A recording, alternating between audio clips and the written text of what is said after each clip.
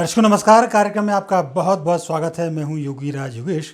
मेरे साथ हैं विश्व प्रसिद्ध ज्योतिषाचार्य, वास्तुविद और मोटिवेशनल स्पीकर डॉक्टर आचार्य राजेश। आचार्य जी, प्रोग्राम में आपका बहुत बहुत स्वागत है। धन्यवाद। और मित्रों, जैसा कि आप सब जानना, 1 तारीख से श्राद्ध पक्ष शुरू हो रहे हैं।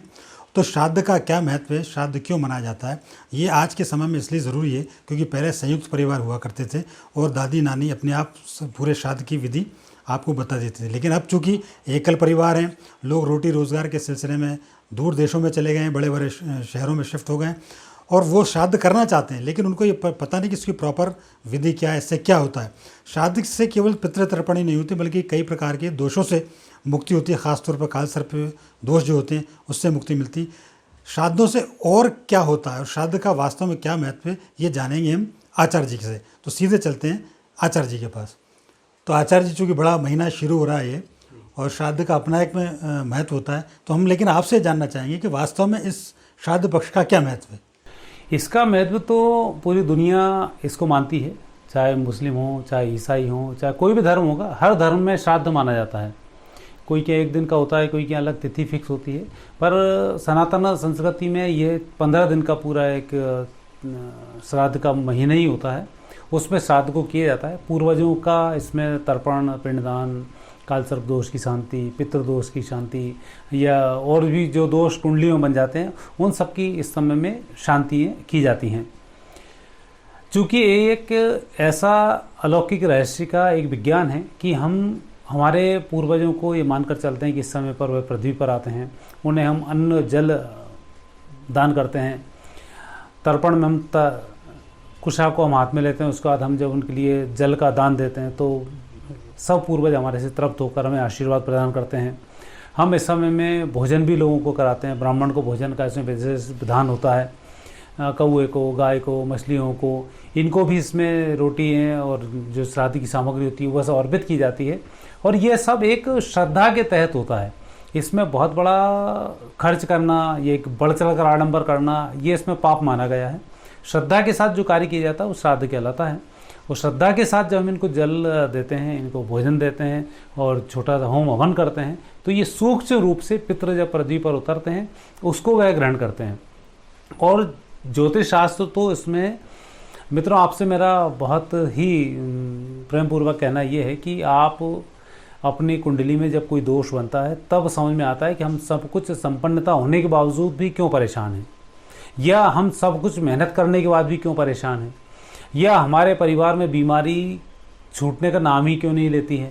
बच्चों की हम शादी करते हैं, बहू आते ही बीमार पड़ जाती है। तो इस प्रकार के नाना प्रकार के दोष जो बनते हैं ये पितृदोषों की श्रेणी में आते हैं। और हम तो चमत्कार की ही बात करेंगे। आप तो अभी जो प्रोग्राम ही हमने इसलिए बनाया है कि इस समय में आप जो उपाय करेंगे, जो हम अभी बात करेंगे और आपको उपाय बतलाएंगे, आपको 100% इसमें लाभ प्राप्त होगा। जिन रोगों से आप जूझ रहे हैं, धन की कमी से आप जूझ रहे हैं और अन्य परेशानियों से जूझ रहे हैं, बीमारियों से जूझ रहे हैं, उन सब के लिए, और इन सब के लिए श्राद्ध ही किया जाता है। और यह महीना इसलिए खास होता है कि इसी महीने में ये उपाय किए जाते हैं। इसके अलावा साल भर आपको इंतजार ही करना होता है। फिर अमावस्या, पंचमी और सोमवार यही तिथि आपके पास रह जाती हैं। लेकिन इस समय में जो आप सब श्राद्ध करेंगे, इसका भौतिक, आध्यात्मिक, दैविक सब तरफ से उत्तम फल प्राप्त होता है। आचार्य जी, आपने बहुत अच्छी बात कही कि श्रद्धा से किया गया कोई कार्य श्राद्ध कहलाता है। अच्छा, एक बात और आपने बड़ी महत्वपूर्ण की कि जो कुंडली के जो दोष बनते हैं वो सारे दोष इसी महीने में दूर होते हैं। क्योंकि लोग ये मान के चलते हैं कि श्राद्ध माने ब्राह्मण भोज करा दीजिए और पितरों को तर्पण कर दीजिए। लेकिन ये आपने रहस्योद्घाटन किया कि कुंडली के दोष भी इससे दूर हो जाते हैं। वो कौन कौन से दोष हैं आचार्य जी जो इससे इस श्राद्ध पक्ष में दूर होते हैं? इसमें काल सर्प दोष पत्रिका में बन जाता है, उसके कारण व्यक्ति की तरक्की नहीं हो पाती है। दूसरा पितृदोष बन जाता है, उसमें जितना भी आगे बढ़ते हैं वापस पीछे चले जाते हैं। कर्ज हम नहीं मुक्त हो पाते हैं। मातृ ऋण होता है, पितृ ऋण होता है, भाई का ऋण होता है, दोस्तों का ऋण होता है। या हम कई बार ऐसे लोगों से कर्ज ले लेते हैं, हम शांत हो गए, उनका कर्ज नहीं पटा पाए, तो वो दोष हमारे ऊपर आ जाता है। कई बार हम संन्यास लेने वाले हैं, संन्यास से वापस लौट के आ गए, फिर दोष बन जाता है। कई बार माता पिता से झगड़े, बस कोर्ट कचहरी, बस माता पिता हमसे उम्मीद लगाए हुए और शांत हो गए, तो उस कारण से हमारे यहाँ बच्चे जो पैदा होते हैं फिर उनमें दोष पैदा हो जाता है। तो इस प्रकार के बहुत सारे गंभीर दोष होते हैं जिसके आम जिंदगी में दुष्प्रभाव आप आए दिन देखते हैं। और चूंकि भारत इन सब चीज़ों का देश है, इन सब चीज़ों को मानता है, इसलिए हमारी तरक्की भी बहुत जल्दी होती है। और पूरी दुनिया में लोग हमें कितना नष्ट करने का प्रयास किया, हमारी संस्कृति को नष्ट नहीं कर पाए, उसके पीछे भी कारण हमारे श्राद्ध हैं, तर्पण हैं। तो इस प्रकार से इनको हम विधिवत कार्य करें, लाभ अवश्य मिलता है। अच्छा आचार्य जी, ये तो आपने इसके लाभ के बारे में बताया, श्राद्ध के महत्व के बारे में बताया। हम ये जानना चाहेंगे कि श्राद्ध कैसे किया जाए, उसका क्या कुछ विधि होती है, कुछ विधान होता है, वो जरूर। इसकी विधि बहुत ही आसान होती है। दक्षिण दिशा की तरफ मुंह करते हुए हम पितरों को जल देते हैं, कुसा को हम बीच में हाथ पे रख लेते हैं। हम देवताओं के लिए तर्पण करना शुरू करते हैं, तो उनके नाम लेकर ब्रह्मा विष्णु महेश को दिया जाता है। पितरों को लिए फिर हम अंगूठे के साथ जल देना शुरू करते हैं, ऋषियों के लिए हम बीच में जल देना शुरू करते हैं। तो उस प्रकार से ये विधि छोटी छोटी सी होती है। और इसमें पूरी सब्जी, और सब्जी विशेष रूप से गोल वस्तुओं की सब्जी से बनाई जाती है, जो इसमें सामान्य रूप से कद्दू बड़ा प्रसिद्ध होता है, उसकी इसमें सब्जी बनाई जाती है। रायता बनाया जाता है, खीर बनाई जाती है। इसमें बहुत बड़ा आडंबर नहीं किया जाता है, सिर्फ 6 रसों का इसमें महत्व होता है। तो 6 रस जो होते हैं उनमें अलोने में हमारी पूड़ी आ जाती है, नमकीन में हमारा नमक आता है, खट्टे में हमारा रायता आता है, एक सब्जी में हमारी जो कद्दू की सब्जी होती है वह आ जाती है, एक जल आता है, और मीठे में हमारी खीर आती है। तो इन सब चीज़ों का ही इतना सा ही होता है। और उसके बाद एक देवज्ञ जो एक श्रेष्ठ व्यक्ति हो, उसके लिए इसमें भोजन कराया जाता है। ज़्यादा लोगों को भोजन कराना भी इसकी पाप की श्रेणी में है। एक व्यक्ति आपके पास आए, आप उसको संतुष्ट करके भेजें, तो आपके घर में श्राद्ध बन जाता है और आपको पूर्ण रूप से स्वस्थ सुंदर दीर्घायु होने की प्राप्ति का आशीर्वाद मिलता है और आप स्वस्थ रहते हैं। अच्छा आचार्य जी, ये भी देखने में आता है श्राद्ध के दौरान लोग गाय की रोटी निकालते हैं, कुत्ते की रोटी, कौवे की रोटी। तो इनका क्या महत्व है, कुत्तों का, कौवों का, गाय का?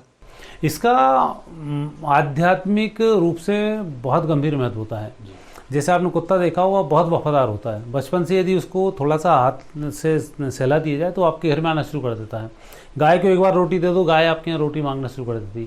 कौवे को एक बार अमावस्या पे जाने दो, कौवा अमावस्या के दिन आपकी छत पर आता ही है। यदि आप उसको दोगे तो आपको लाभ मिलेगा, क्योंकि ये एक अलग अलग रूप हैं। मछली, यदि आपके पूर्वज कहीं पंच तत्वों में जल तत्व को प्राप्त हुए तो मछली के भोजन से उनको भोजन प्राप्त हो जाता है, संतुष्टि होती है। यदि हम कहीं बंधन में फंसे हुए हैं तो कुत्ते को भोजन कराने से वो बंधन से मुक्त हो जाते हैं। यदि कहीं भवसागर पार नहीं कर पाए हैं, पाप में फंसे हुए हैं, लोभ के कारण हैं, कई लोगों का पैसा खाकर मरे हुए हैं, या कोई काम ऐसा नहीं कर पाए हैं जो उन्हें करना था, तो गाय को रोटी खिलाने से वह दोष हमारा दूर होता है। कागभूषुंड जी की कहानी तो आपने रामायण में पढ़ी होगी। तो कौवे को जब भोजन कराया जाता है तो किसी भी मलेच्छ योनि में यदि हमारे पूर्वज पहुँचे हैं तो उन्हें भी बहुत भोजन लग जाता है और वह उस योनि से तृप्त हो जाते हैं। तो इसलिए इन सब को जो एक एक खूंट कहलाता है वो इनको खिलाने का विशेष महत्व होता है। आचार्य जी, बड़ी अच्छी बात आपने बताई है। एक चीज़ और हम ये जानना चाह रहे हैं कि श्राद्ध अक्सर तिथियों को किया जाता है, तो कई परिवार में तो पता रहता है कि किस तिथि पर श्राद्ध करें। अच्छा, कई लोग ऐसे हैं जिनको तिथि नहीं पता, तो ऐसे लोग भी यदि मानो श्राद्ध करना चाह रहे हैं तो वो किस तिथि पर श्राद्ध करें? ऐसे लोगों के लिए तो सर्वपितर अमावस्या ही होती है। अमावस्या के दिन आप जाने अनजाने जितने लोग उनका श्राद्ध आप कर सकते हैं।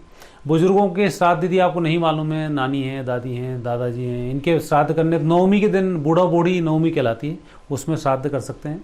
कई ऐसे होते हैं जो सन्यासी होकर चले गए, पता नहीं मरे जिंदा हैं, कई शस्त्र से मारे जाते हैं, कई तंत्र से मारे जाते हैं, उनका श्राद्ध पंचमी के दिन किया जाता है। तो और जिन लोग तत्काल में मरे हैं और उनको श्राद्ध में शामिल करना है तो पूर्णिमा के दिन उनको इसमें शामिल किया जाता है। तो पूर्णिमा के दिन वह लोग श्राद्ध करते हैं जिनका पहला श्राद्ध होता है। एकम तिथि के दिन सभी लोग श्राद्ध करते हैं, क्योंकि उस दिन हम पूर्वजों का आह्वान करते हैं, तो वह हर घर में किया जाता है। पंचमी पे तो मैंने आपको बताया कि जो जाने अनजाने कैसे मरे हैं उनका पंचमी पे होता है, बूढ़े बुजुर्गों का नवमी के दिन होता है, और बाकी अंतिम श्राद्ध होता है श्राद्ध अमावस्या के दिन। बाकी यदि आपको तिथि मालूम है तो आप अपनी तिथि के अनुसार श्राद्ध करें और उसका आपको लाभ मिलता है। तो आचार्य जी, आपने श्राद्ध के बारे में बहुत महत्वपूर्ण जानकारी हमारे दर्शकों को दी, और सब लोग चाह रहे थे, लोगों ने कहा भी था कि श्राद्ध पर आप जरूर वीडियो बनाइए, तो ये चर्चा इसी पर आधारित थी। इसके लिए आपका बहुत बहुत धन्यवाद और शुक्रिया आप तमाम दर्शकों का जो हमारे साथ जुड़े। अगली बार फिर किसी ऐसे विषय के साथ आपसे बातचीत होगी, तब तक के लिए आज्ञा दीजिए। नमस्कार। एक बात और है, यदि ये वीडियो आपको पसंद आया तो उसको शेयर करें, लाइक करें और हमारे चैनल को सब्सक्राइब करें। साथ ही बेल आइकॉन प्रेस करना ना भूलें, ताकि हमारे वीडियो से संबंधित नोटिफिकेशंस आपको मिलते रहें। अगली चर्चा फिर होगी, तब तक के लिए आज्ञा दीजिए। नमस्कार।